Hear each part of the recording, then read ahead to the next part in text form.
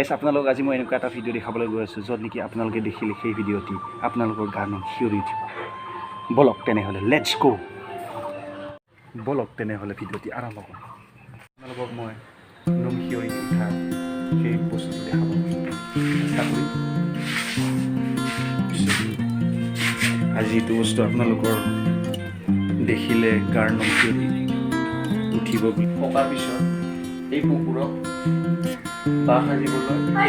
শুকান কলপাত দিয়া হয় সেইমতে এই পোকবোৰে সেই কলপাতত বাঁহ সাজে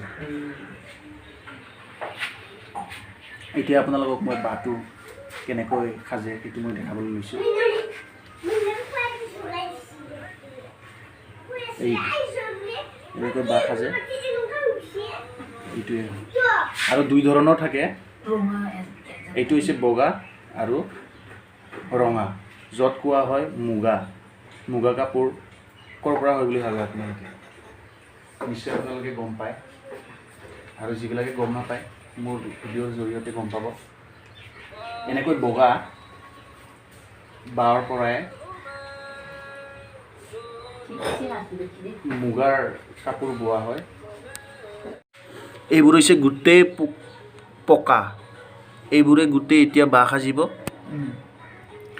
আপোনালোকৰ এই এনেকৈ বাঁহ সাজিব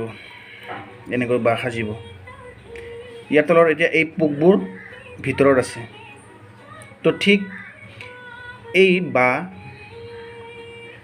কমেও কিমানমান দিন থাকে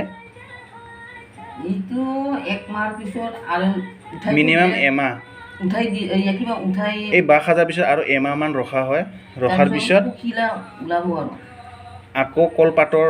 পৰা এৰুৱা হয় এৰুৱাৰ পিছত আকৌ এনেকৈ সূতাৰে বান্ধি থোৱা হয় আঁৰি থোৱা হয় যিকোনো ঠাইত থ'ব পাৰি বিধানৰ কাৰণে তাৰপিছত আকৌ ইয়াৰ পৰা আচৰিত কথা এটাই পখিলা হয় পখিলাৰ পৰা এই পোকটো উৎপন্ন হয় পখিলাই কণী দিয়ে কণী দিয়াৰ পিছত এনেকৈ পোক হয় আৰু বেছি বুৱে বা পোহে সেইসকলে বেছি জানিব বা সেইসকলে বেছি গম পায় মই যিখিনি জানো